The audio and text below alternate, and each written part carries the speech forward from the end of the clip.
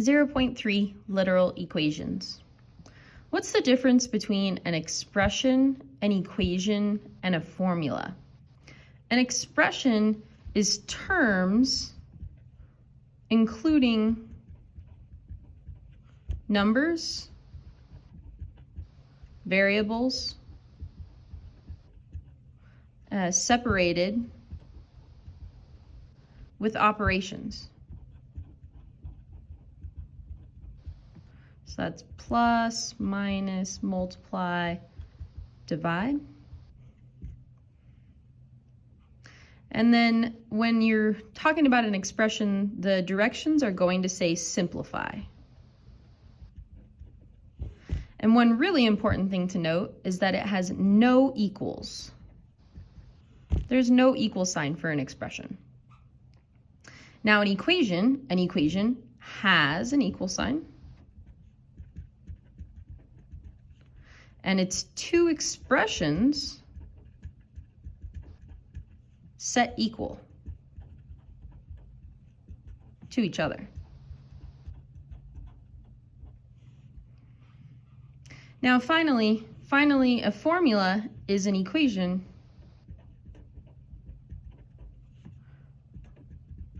with multiple variables. And very often it's used to describe real life. But not always, just sometimes. So here's an introduction. So here's an equation. This is expressions set equal to each other, and it says solve. Note that this is not in the typical pattern that we like. We've got our x on the right-hand side, but that's okay. If this is 4 times x, there's really a multiplication symbol in between the 4 and the x, and we want to solve for x, we undo it with division. The 4's cancel, and you're left with x equals 8 divided by 4. I could leave it as 8 divided by 4, but we know what 8 divided by 4 is. That's 2. If it had not simplified, we would have left it as a fraction. Now compare that to this formula. This formula has 3 variables, a, l, and w, and it says now solve the formula for w. It's in the same pattern as 8 equals 4x, but it's now 3 letters. A equals L times W. Now, if I want to get W by itself, who do we need to remove? We need to remove L. The operation that's in between L and W is a miniature times symbol in between there. So we can undo multiplication with division, just like we did up above, just like we took off the 4. The L's cancel, and we're left with W equals A divided by L. Does that reduce? No. So I leave it as A divided by L. And this is solved for W. That's what's called a literal equation. It has multiple variables, and we have rewritten the equation. We're going to do some more examples. Now it says find the width of a rectangle that has an area of 42 feet squared and a length of 6 feet. Now up above, if you didn't notice, this equation is area equals length times width, L times W. But when we rewrote it, we solved this equation for W. So it would be efficient to use the width formula, the one that's solved for width, to solve this equation. So we're going to say width equals area divided by length, which is going to be an area of 42 divided by a length of 6. So our width is going to be 7 feet. Don't forget to put your units back onto an answer that requires unit. Solve the formula I equals P times R times T, and we'd like to solve it for the variable T. I want T to be alone. Now, what's really in between the P and the R and the T? Well, they're all multiplication symbols in between there. P times R times T. So if we want to get T by itself, we're going to use division. The cool part about this is that because they're all multiplied together, we can take the P and the R off at the same time. So I'm going to divide both sides divided by P and R. So the R's cancel, the P's cancel, and I'm left with T on the right-hand side, which is what I wanted, equals I divided by PR.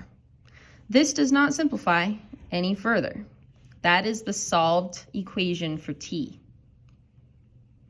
Rewrite the formula 5x plus y equals -8 so that the y is a function of x, or in other words, solve the equation for y. So if we want to get y by itself, what it's attached to right now is the 5x, a positive 5x. So if I want to get that by itself, we're going to use subtraction of 5x on both sides. The 5x's cancel, and we're left with y equals -8 minus 5x. Now that's slope-intercept form, but it's not in the form that we typically like it, so I usually rewrite it so that it looks more friendly. So y equals -5x minus 8. That negative belongs to the 5, and that negative belongs to the 8. Now finally it says use the results from this formula to find y when x are these values. This is called evaluating. We're going to evaluate this function for these x values. Now, it was wise to rewrite it. If we had used the original formula, we would have had to continue to subtract 5 times a number every time. So now we just need to substitute each value into this equation.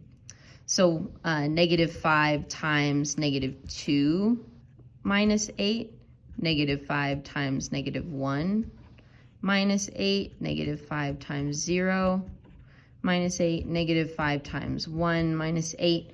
And then we calculate each value. So y equals 10, positive 10 minus 8, so that's going to be 2. And how you can write it is using function notation. So if we say, or we can, well, it's not in function notation, but you could say f of -2 equals 2. If you wanted to, or you can just say y equals 2 when x equals -2. So y equals 5 minus 8, which is going to be -3. 0 minus 8, -8. And -5 minus 8 is -13.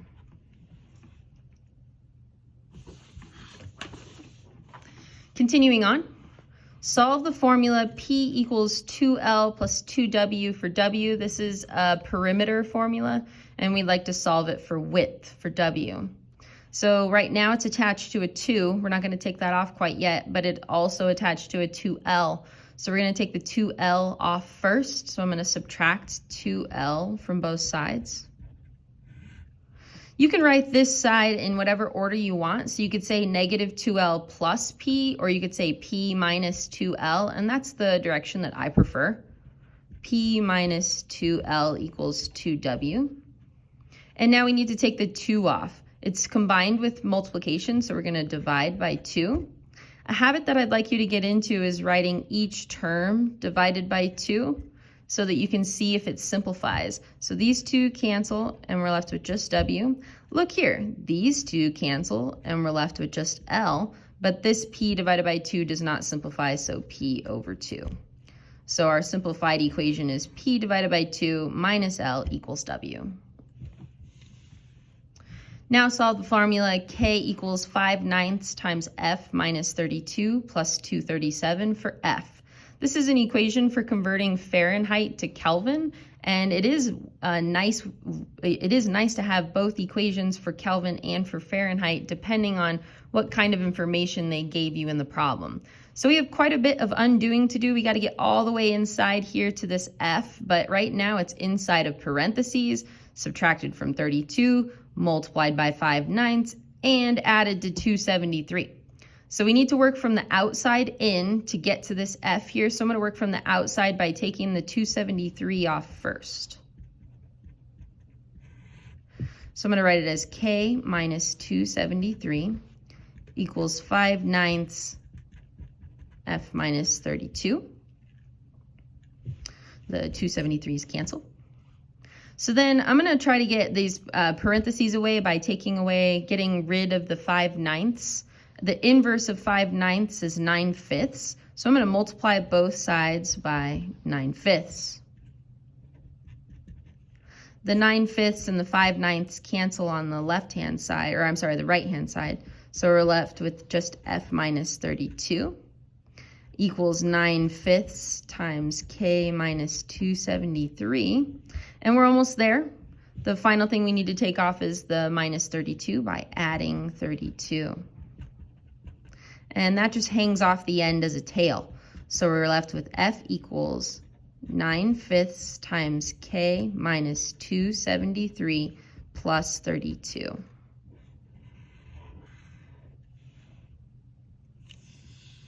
Okay, last two, we're gonna solve for x. So right now, x is in the numerator, that variable on the top is an I, and then you have s plus 1 in the denominator and a times m on the right-hand side. So we'd like to solve for x. So x is in a numerator right now, so the first thing we're going to need to undo is the fact that that's a fraction. We need to undo it with multiplication. So we're going to multiply both sides by our denominator to cancel it away. So s plus 1 on this side and s plus 1 on this side. So the s plus 1's on the left cancel, and we're left with x minus I, and then we have am times s plus 1 on the right. Now this is kind of a fun problem, and if you don't multiply this out, it won't come out to the nice answer. Technically, you would not need to multiply this out because we're solving for x. At this point, you could just add I and be done with it, but this one is just for a little bit of fun.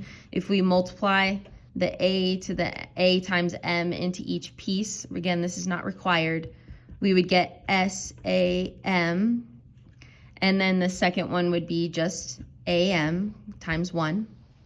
And then we have x minus I on the left, and add I to both sides. And we get x equals SAM plus I plus M. X equals SAM I am. Okay, our final and most important one is an example of using factoring to help you solve for a variable. The reason I know I'm going to have to use factoring is because there is an x combined with multiplication on both sides. So the opposite of those two multiplications is going to end up being factoring, which is basically reverse distribution. So first thing to do is combine the variable that you're looking for on the same side. So I'm going to add xb to join the variable xc on this side. So we got xc plus xb plus c equals ab, because those xb's cancel. And then I'm going to move c away because I don't need c to join with the x's. I just want the x's. So move c to the other side. So we get xc plus xb equals ab minus c. Now the x's are on the same side, but note that they are a common term. They're a greatest common factor on the left-hand side. They both have an x. So we use factoring or reverse distribution to take the x out alone. So I bring the x out, and I'm left with c plus b equals ab minus c. And now to get the x by itself, what's in between the x and the parenthesis? It's a multiply. So how to get rid of that multiplication is with division on both sides. So then the c plus b's cancel, and we're left with x equals ab minus c over c plus b. Thank you.